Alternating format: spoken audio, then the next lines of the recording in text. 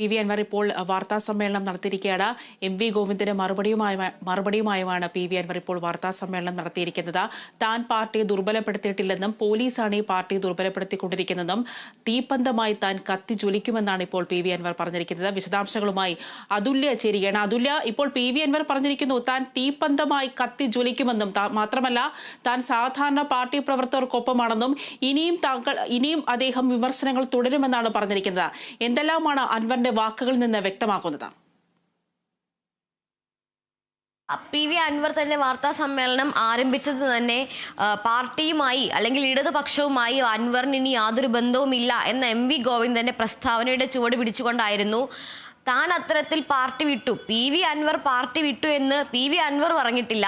പക്ഷെ അങ്ങനെ തന്നെ പാർട്ടിയിൽ പുറത്താക്കിയോ എന്ന് ചോദ്യത്തോടു കൂടിയാണ് അദ്ദേഹം വാർത്താ സമ്മേളനം ആരംഭിച്ചത്. ഇനി അങ്ങനെ പുറത്താക്കിയിട്ടുണ്ടെങ്കിൽ തന്നെ അത് താൻ അറിഞ്ഞിട്ടില്ല.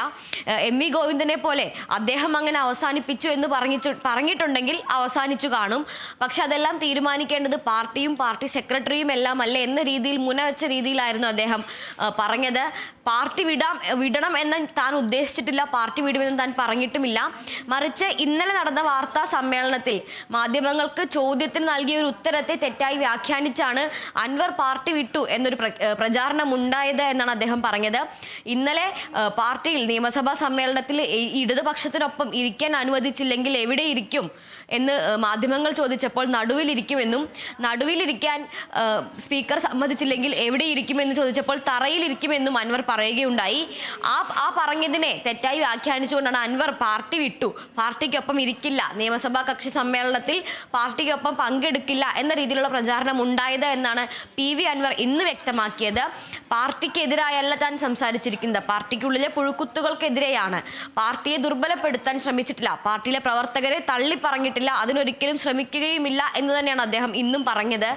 അതോടൊപ്പം തന്നെ CPM-ലെ അദ്ദേഹം ചൂണ്ടിക്കാണിച്ച ചില പ്രധാന പ്രശ്നങ്ങൾ, അത് നടന്ന അന്വേഷണത്തിൽ അദ്ദേഹം തൃപ്തനല്ല എന്നുകൂടി വ്യക്തമാക്കുകയുണ്ടായി. ഈ അദ്ദേഹം ആരോപിച്ച നെതിരെയും ADGP MR അജിത് കുമാറിനെതിരെയും അടക്കമുള്ള ആരോപണങ്ങളിൽ കൃത്യമായ അന്വേഷണം നടന്നിട്ടില്ല എന്നാണ് അദ്ദേഹം പറയുന്നത്. അത് താൻ സ്വയം അന്വേഷിച്ച് ബോധ്യപ്പെട്ട കാര്യമാണ്. വേണ്ട രീതിയിൽ നിഷ്പക്ഷമായ രീതിയിലൊരു അന്വേഷണം ഈ പറയുന്ന ആരോപണങ്ങളിൽ ഒന്നിലും തന്നെ പാർട്ടി നടത്തിയിട്ടില്ല. പാർട്ടി തനിക്ക് തന്ന ഉറപ്പ് ലംഘിക്കുകയാണ് ചെയ്തത്. പാർട്ടി പറഞ്ഞതെല്ലാം ഞാൻ അനുസരിച്ചു, എന്നാൽ പാർട്ടി എന്നോട് പറഞ്ഞ കാര്യങ്ങൾ പാർട്ടി ചെയ്തില്ല എന്നാണ് അദ്ദേഹം പറഞ്ഞത്. ഈ അന്വേഷണത്തിന്റെ കാര്യത്തിൽ എം വി ഗോവിന്ദൻ ഇന്ന് ഉച്ചയ്ക്ക് നടത്തിയ വാർത്താ സമ്മേളനത്തിൽ മുഖ്യമന്ത്രി ഇന്ന് രാവിലെ മാധ്യമങ്ങളെ കണ്ടപ്പോഴും എല്ലാം ആവർത്തിച്ചൊരു കാര്യം, ഈ പറയുന്ന പ്രശ്നങ്ങളൊന്നും തന്നെ, അൻവറിന്റെ വെളിപ്പെടുത്തലുകളൊന്നും തന്നെ നിലവിൽ നടക്കുന്ന അന്വേഷണത്തെ ബാധിക്കില്ല. കൃത്യമായി ആരോപണങ്ങളിൽ അന്വേഷണം നടക്കും, സത്യസന്ധമായും നിഷ്പക്ഷമായും തന്നെ അന്വേഷണം നടക്കും എന്നാണ് പറഞ്ഞിരുന്നത്. അതോടൊപ്പം തന്നെ കേരളത്തിലെ ഏറ്റവും മികച്ച അന്വേഷണ സംവിധാനങ്ങളെ ഉപയോഗിച്ചുകൊണ്ടായിരിക്കും അന്വേഷണം നടത്തുകയെന്ന് എം വി ഗോവിന്ദനും ഇന്ന് വീണ്ടും ആവർത്തിക്കുകയുണ്ടായി. എന്നാൽ ഇതിനെല്ലാം മറുപടിയായി പി വി അൻവർ പറഞ്ഞത്, അച്ചടി ഭാഷയിൽ സത്യസന്ധമായ അല്ലെങ്കിൽ നിഷ്പക്ഷമായ അന്വേഷണം നടക്കുന്നു എന്ന് അച്ചടി ഭാഷയിൽ പറഞ്ഞതുകൊണ്ട് മാത്രം അത് സത്യമാകുമോ, അല്ലെങ്കിൽ ഇല്ലാത്തൊരു അന്വേഷണം ഇത്തരത്തിൽ അച്ചടി ഭാഷയിൽ വന്ന് പ്രസംഗിച്ചത് കൊണ്ട് മാത്രം അത്തരമൊരു അന്വേഷണം നടന്നു എന്ന് വരുത്തി തീർക്കാൻ കഴിയുമോ എന്നാണ് അൻവർ ചോദിച്ചത്. അൻവർ എന്തായാലും നിലവിലെ അന്വേഷണങ്ങളിൽ തൃപ്തനല്ല എന്ന് നേരത്തെ തന്നെ വ്യക്തമായിരുന്നു. ഇന്ന് മുഖ്യമന്ത്രിയും അത് ആവർത്തിച്ചതാണ്. അതിനിപ്പോൾ കൃത്യമായി അദ്ദേഹം തന്നെ തുറന്നടിച്ച് പറഞ്ഞിരിക്കുകയാണ്, നിലവിൽ നടക്കുന്ന അന്വേഷണങ്ങളിൽ താൻ തൃപ്തനല്ല, എന്തിന് അന്വേഷണം നടന്നിട്ട് പോലും ഇല്ല എന്ന് തനിക്ക് കൃത്യമായി ബോധ്യമുണ്ട് എന്നുകൂടി അദ്ദേഹം പറയുന്നുണ്ട്.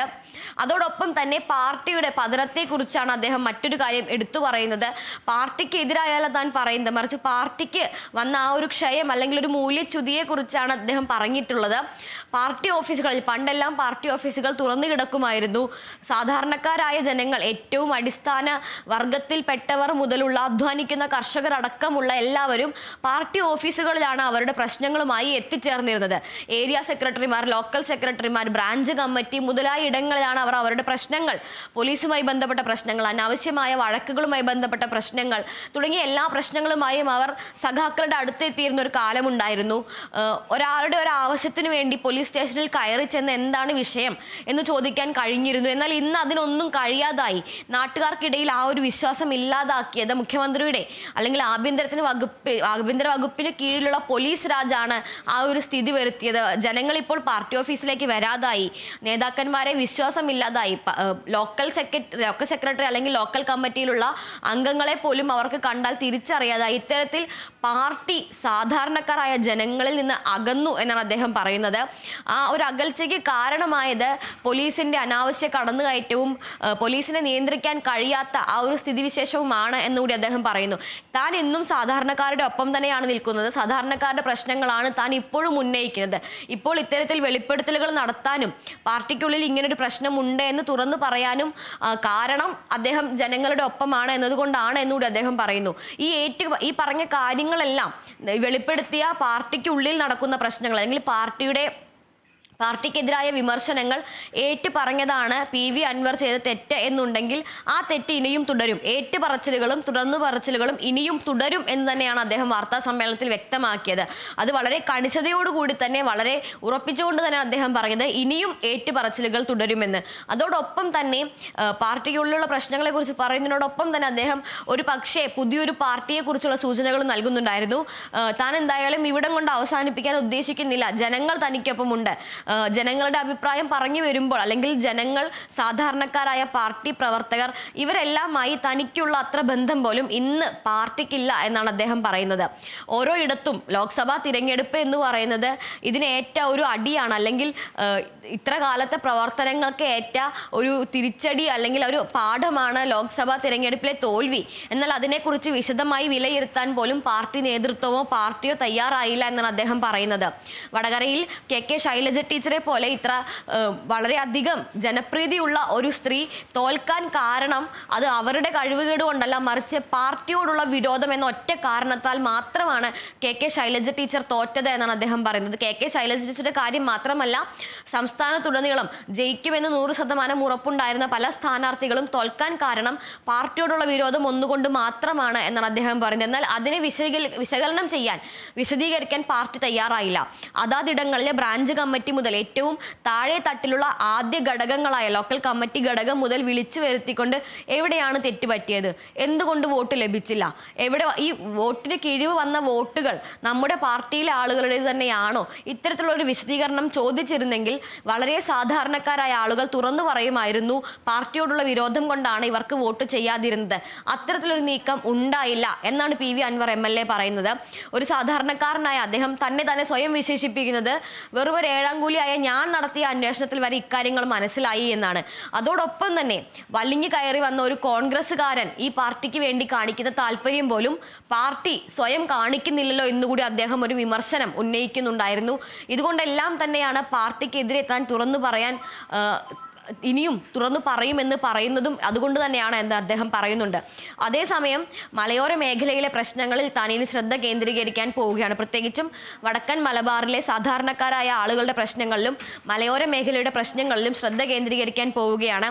അതോടൊപ്പം തന്നെ PWDയുടെ ഇപ്പോൾ മുഹമ്മദ് റിയാസ് മന്ത്രിയായിരിക്കുന്ന പൊതുമരാമത്ത് വകുപ്പ് വളരെ ആഘോഷപൂർവ്വം കൊണ്ടു നടക്കുന്ന ഒരു പ്രൊജക്റ്റാണ് മലയോര തീരദേശ ഹൈവേകൾ എന്ന് പറയുന്നതിൽ. മലയോര ഹൈവേ വളരെ മികച്ച രീതിയിൽ തന്നെ പൂർത്തിയാക്കുകയും വളരെ വലിയ രീതിയിൽ സോഷ്യൽ മീഡിയകളിലടക്കം പ്രചരിപ്പിക്കുകയും എല്ലാം ചെയ്തിരുന്നു. ആ ഒരു മലയോര ഹൈവേയെ കൂടി അദ്ദേഹം ഈ ഒരു പ്രശ്നത്തിലേക്ക് കൊണ്ടുവരുന്നുണ്ടായിരുന്നു. പല ആളുകളുടെയും മുറ്റം മുതലുള്ള സ്ഥലം മലയോര ഹൈവേക്ക് കൊടുക്കേണ്ടി വന്നത് മൂലം വീട്ടിൽ നിന്ന് ഇറങ്ങുന്നത് ഹൈവേയിലേക്കാണ്. ഇത്തരത്തിൽ മലയോര ഹൈവേ മാത്രം ആ പ്രദേശത്ത് കൊണ്ടുവന്ന നിരവധി പ്രശ്നങ്ങളുണ്ട്. എന്നാൽ സർക്കാർ ഈ മലയോര ഹൈവേയെ എടുത്ത് കാണിക്കുന്നതിൻ്റെ തിരക്കിൽ, അല്ലെങ്കിൽ കേരളത്തിൻ്റെ അഭിമാനമായി, റിയാസിൻ്റെ അഭിമാനമായി മലയോര ഹൈവേ എടുത്തു കാണിക്കുന്ന ആ ഒരു തിരക്കിൽ ഈ മലയോര മേഖലയിലെ സാധാരണക്കാരുടെ പ്രശ്നങ്ങളെ മനഃപൂർവ്വം സൗകര്യപൂർവ്വം മറന്നു കളയുകയാണ്.